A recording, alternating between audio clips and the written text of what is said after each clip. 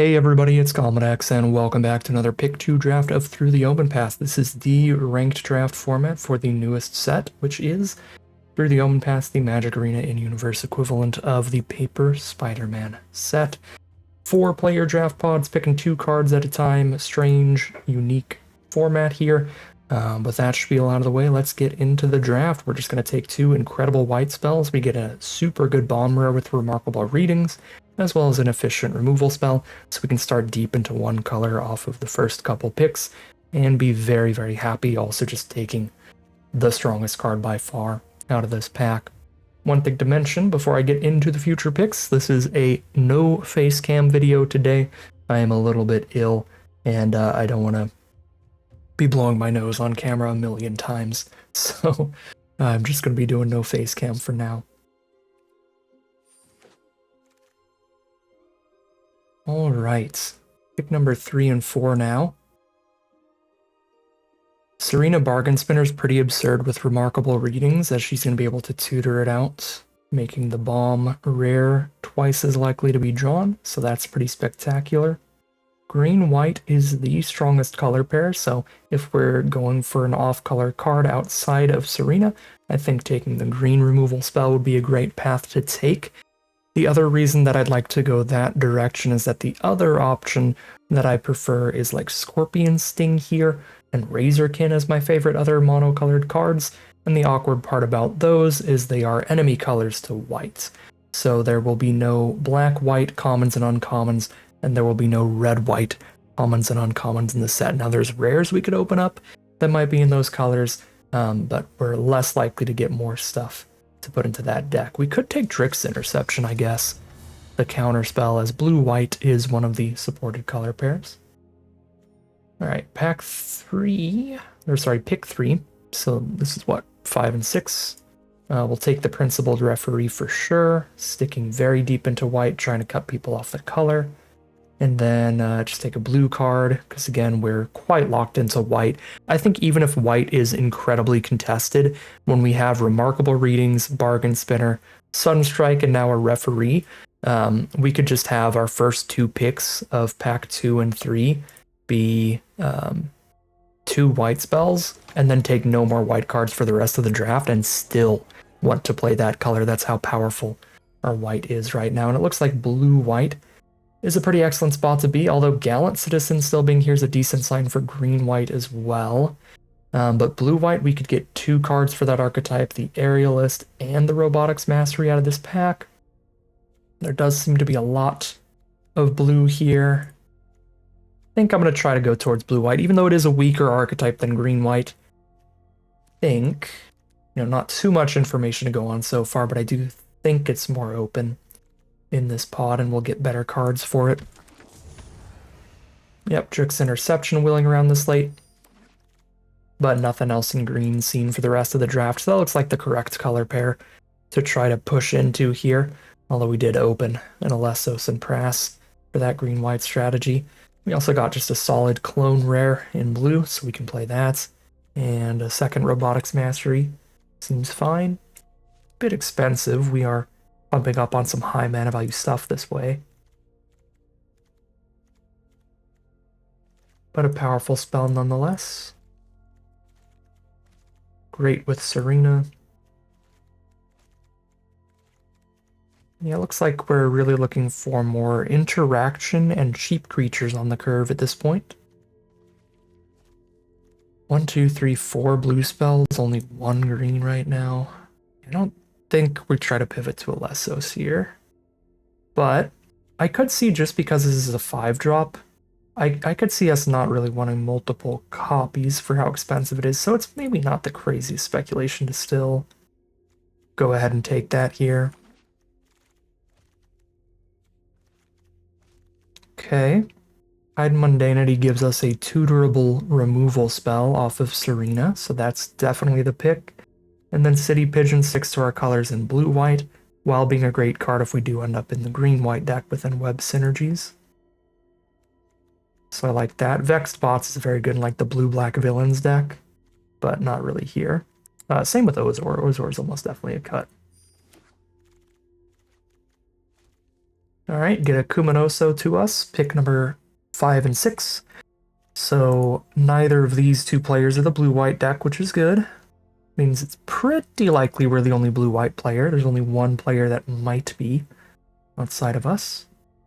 So Kumanoso and a City Pigeon, or Kumanoso and a second Tide and Mundanity. I think I want to go Kumanoso and the Pigeon here. Get that curve started nice and early. Pigeon's a great card to put referee counters onto as well. And don't think I need more auras. I already can tutor up Robotics Mastery or Reading or Hide and Mundanity. Unstable Experiment is a decent way to get a counter on the board. Do some of that modified shenanigans. Take that. I don't love Free Strider Aces, but it's certainly decent in blue-white. Much better in blue-white than green-white, because green-white specifically wants to have tapped creatures on the board. So giving Vigilance is a little counterintuitive for that color pair. We really need some 2-drop creatures. It's the #1 requirement to find out of this last pack. Just try to find like 4 2-mana creatures in pack 3, and then we'll have a great deck. But if we don't find any 2-drops, we'll have a real bad deck in terms of mana curve.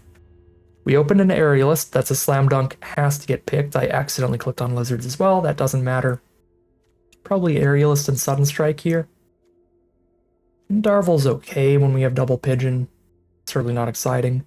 We do have one blue-black duel if we want to try to splash in like a Cavero, which is fine. I'd rather, again, just stay streamlined 2-color. More aggressive here. Let's go Sudden Strike Aerialist here.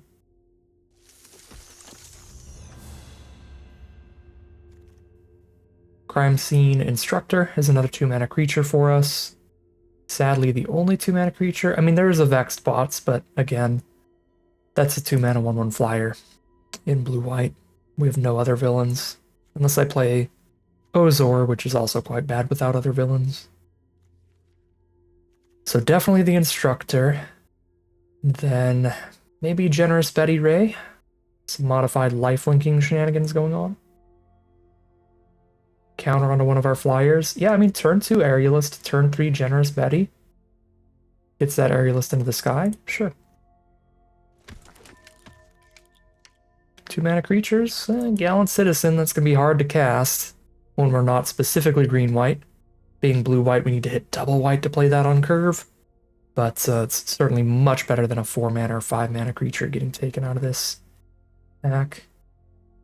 Legend Rule goes hard, so I'm not so sure about a second Betty, but I really don't think I'm playing in Estley or Pinnacle Research Team. Phantasmal Vision's perfect, and Wonder Weave Aerialist. We absolutely did it here. I said that if we got at least 4 2-drops out of this pack 3, then we'd have a pretty great deck, and otherwise a pretty bad one. And we have found 5 2-drops in this pack. However, one of them is a Gallant Citizen, so might want to cut that one. Another blue-white dual land. Take a Darvel, I suppose. Well, spiders and non-creatures.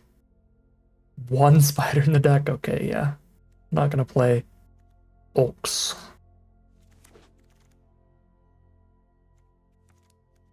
Take some nonsense that's likely to get cut. And a last pick, Scorpion Sting. Dang. I did not think. I mean, we saw Scorpion Stings and Damning Caresses decently late, so that's a good sign for black, but we never saw a blue-black like Signpost uncommon or anything all that late, as far as I remember. Either way, it was going to be real difficult to move off Remarkable Readings Serena. But, I mean, we didn't see like a single Phantasmal Vision until pack 3, and I think that this is one of the better 2-drops for the blue-black villains deck. Maybe blue-black villains was somewhat open there with the Scorpion Sting flying around that late.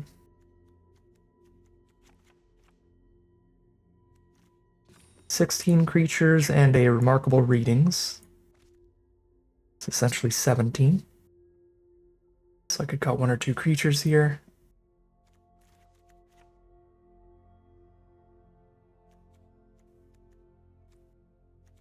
pretty big fan of basically all of our creatures. I guess we can drop the Darvel. Darvel again, like fine with the city pigeons, valet, citizen. But it's kind of a nombo if you're putting counters onto the board and then picking something up that had counters on it, or something with an aura on it.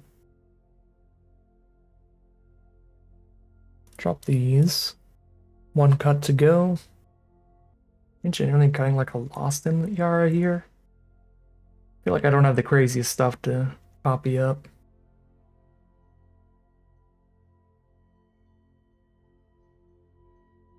I'd rather cut an Unstable Experiment. We want to try out that Lost in Yara, it's pretty fun. 16 white cards, 11 blue. 10 white sources, 9 blue.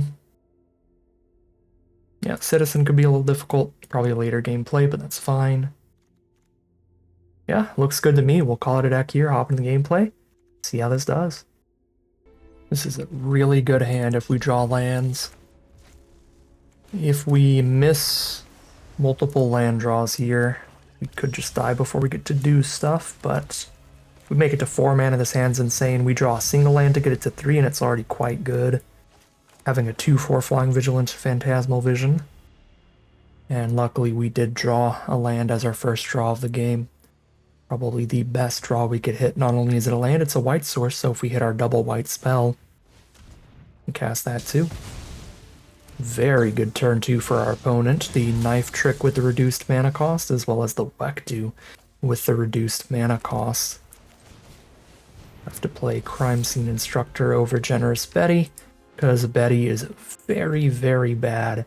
If she's your only creature on the board, she has to put a +1/+1 counter on another target creature, so you should never cast Betty when your opponent has a creature on board and you don't, because then Betty's going to buff their creature.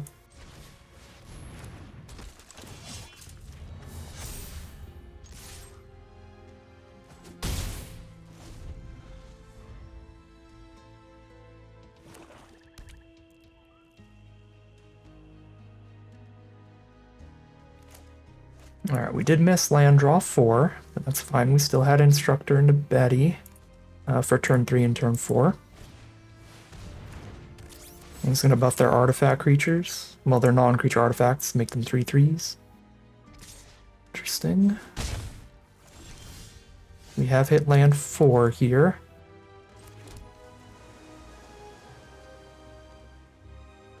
Referee juices up Betty. She's got 3 power, trades into Error 9, and I gain a bunch off Instructor. Really do not hate that.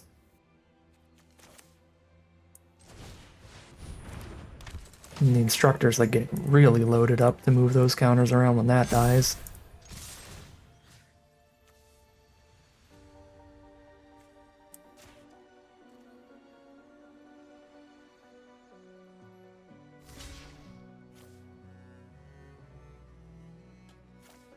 It's interesting, I thought for some reason that Betty only targeted other modified creatures you control, but it's just that Betty only targets other creatures with the +1/+1 counter. But if you get a counter onto Betty any other way, she can target herself for the lifelink. That's kind of interesting. That the different clauses work differently like that. She only counters up other creatures, but she can lifelink herself in the right position. Okay, a bunch of flying over there. Well, we only have one play, so we'll make that play. And I believe we pass here. And well, Sudden Strike can blow up blockers. We could send in Instructor, since we can't block these flyers anyway.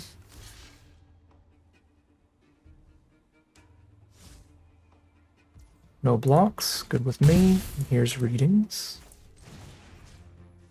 Put it on a blue source. So I have access to double white and readings activation the same turn. Say I literally top deck Gallant Citizen, then I go boom, Gallant Citizen. 1, use readings.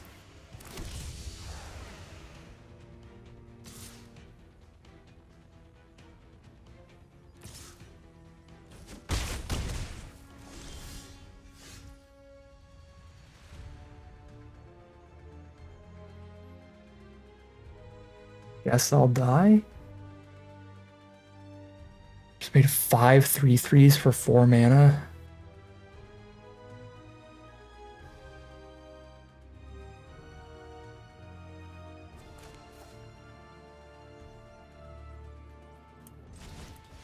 They're not gonna attack or block with that. They're not gonna let me kill all the illusions.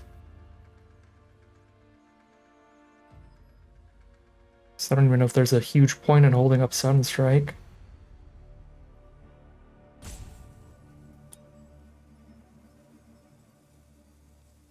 It's hold up Sunstrike or 1, 2, 3, 4, 5, 6. Attack with a 7/7 token here.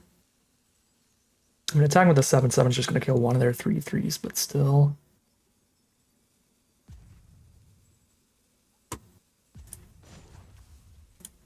Maybe I have to Sunstrike a flyer.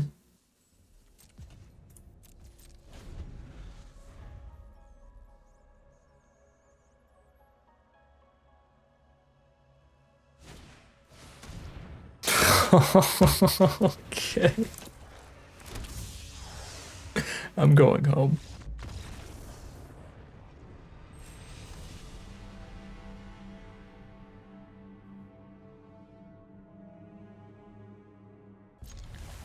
Alright, here we are for round number 2.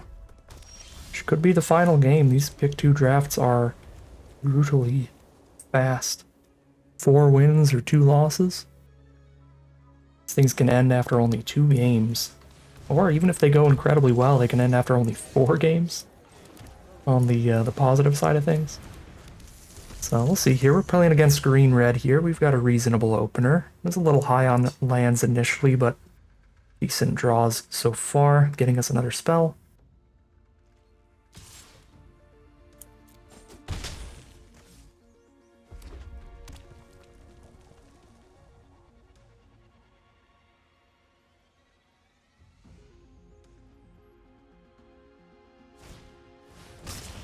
Websling and a Zan for some mana. Ramping up here, so they're on the play plus mana ramp. It's super, super bad for us.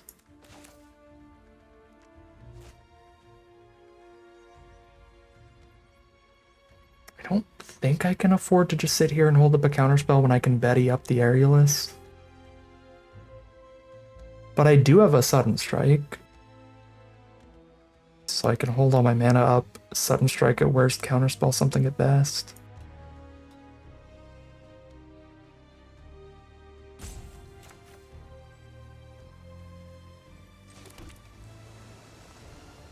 Take 4 here, I'm at 18. Yeah, I'm gonna just play the board still for a little longer. Next turn I can play Instructor, hold up Sudden Strike. And then I could do 2 things, a 2-drop and a 3-drop. And Interception's better once they have more creatures on board, potentially. If they cast something in their first main phase. Get more value out of the tapping. I guess in theory, even in the second main phase, if we're trying to crack back at them, being able to tap down some stuff they were holding up for blocks could be the thing.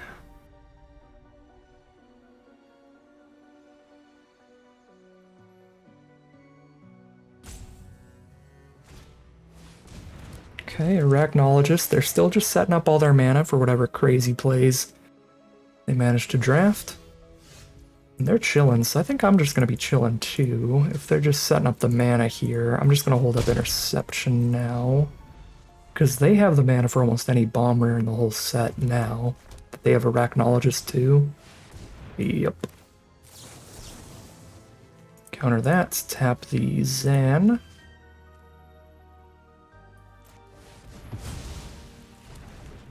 Beautiful turn.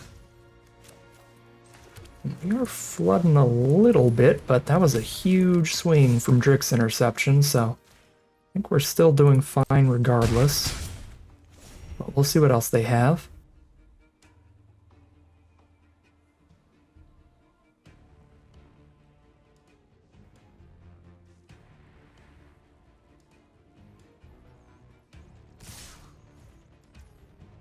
Okay. 21 life, I'm gaining 3 a turn. I don't think I need to Sudden Strike just a 4/3. I'm gonna save this as it's my only spell left. case they have another giant Vigilant Trampler. Something like that. Especially like a reach creature or something. Wisecrack. Tap out for that. Sure. And they've got 1 mana left. They have a basic in hand. I don't believe they played a land this turn, so they could go land Workforce. Double Sunstrike. Okay, well now... looks like it'd have been perfectly fine to just kill the 4-3. And they still have a backup.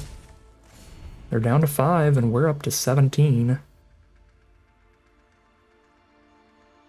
But we don't have any flying anymore, so if they just stop attacking, like, we can't get in. So we gotta wait to draw something. There's a reach creature as well. Got the Sudden Strike for that, once we find a flyer. Still. This is almost half of our life now, 6 damage at 16. Yeah, I'll pop that.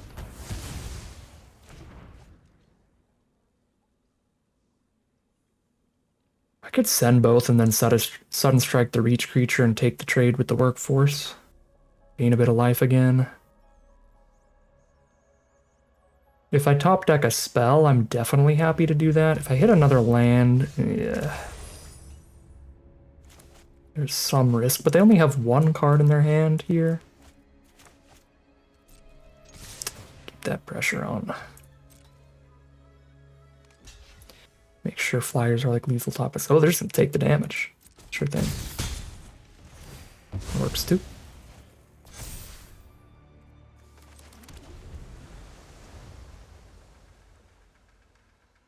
I'm actually... I think even with the land, that's just kind of objectively the right play is to go for the double swing, because trading into the Workforce is like generally quite good when we're about to get into a top deck war, right? Like if we don't get this Workforce off the board, it's going to become like a 6/6 trample within a couple turns. So I think the Instructor trade is actually just phenomenal, and we kind of forced the trade with the double attack. The other option was to go to 1. And I guess they could have put Oris in front of the 2/2 and taken 2. But it gives us a good chance of getting the trade. All spells. 1 pigeon. This pigeon does not have time to attack them 3 turns in a row. Especially because I have to attack them 4 turns in a row. The first attack has to run into the reach blocker and cast the Sudden Strike.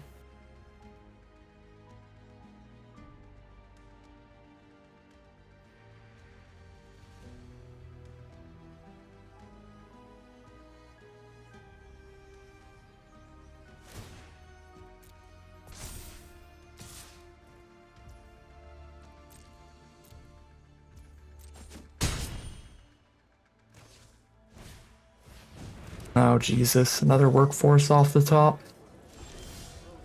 They did not buff it. Could have tapped the Arachnologist and all their mana to make it a 4/4 here. Doesn't look like it's going to be particularly relevant.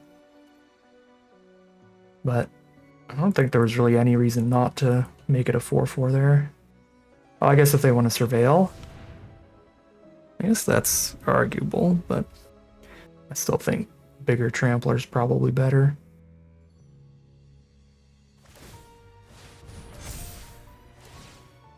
Yeah, see, like this turn they choose to buff instead of surveil. Could have been a 6/6 now. I'm pretty sure this draft is over. I'm not sure our outs at this point. Because now I can't afford not to Sudden Strike, which means I'm not breaking through their reach creature with the City Pigeon.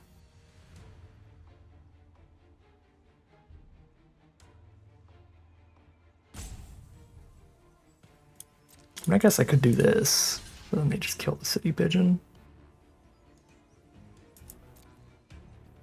They actually might kill Betty.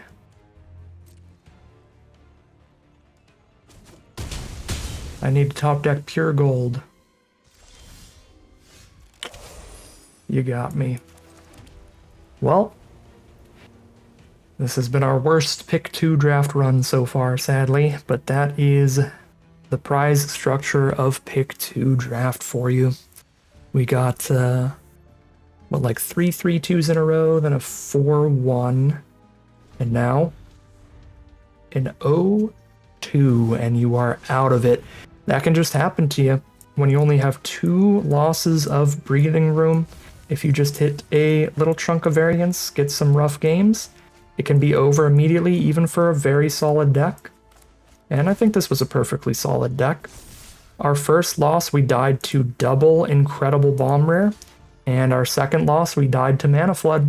These are ways that any deck in the history of the game can die. This has a different kind of unblockability than I remember. I should have chumped Favorite Fighter. I was just playing as though it was can't be blocked by creatures with power 2 or less. So I could have chumped 1 more damage. It doesn't matter though, no matter what, we draw the game's completely over. Oh, see, I just wanted to get things over with. Fair enough. Yeah, there's no draw in the deck that keeps us in the game here. Alright. Gets a double mega bombed and then get flooded. And that's it for the draft. We'll take another look at the deck, but I don't think that anything that happened in the games here was due to any massive flaw in the deck.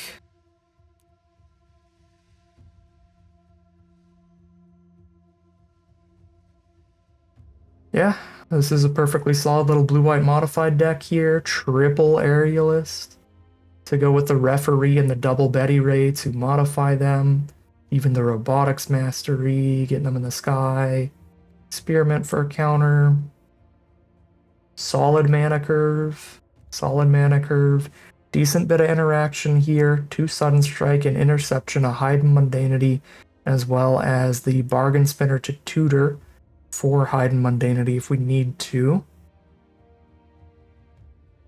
Yeah, it's certainly not a perfect deck. It's got a little bit of filler in here, like Prime Scene Instructor, Free Strider Ace. And the Betty's just okay. Citizen may be a little difficult with his mana base, but it is far from an 0-2 on average. Just got the short end of the stick here a little today, which can happen, especially in events where you only have 2 losses. So you are out. 0-2 it'll be. Worst record of the set so far, but honestly, I do not think that was the worst deck that we've drafted so far. Just got the worst luck to start off, and all it takes is that one little clump of bad draws to kick it out immediately. But that is going to end today's video. As always, I'd like to thank my patrons and YouTube members for their support, as well as you for watching the video. If you enjoyed it and you're interested in seeing some more, you can always like, comment, and subscribe to tell the YouTube algorithm to send you some more in your recommended feed. If you'd like to catch me live, you can check out the Twitch channel in the link in the description below. If you'd like to support the channel directly, you can check out the Patreon link in the description below. But other than that, as always, thank you very much for watching, and I'll see you again soon for some more Magic Arena.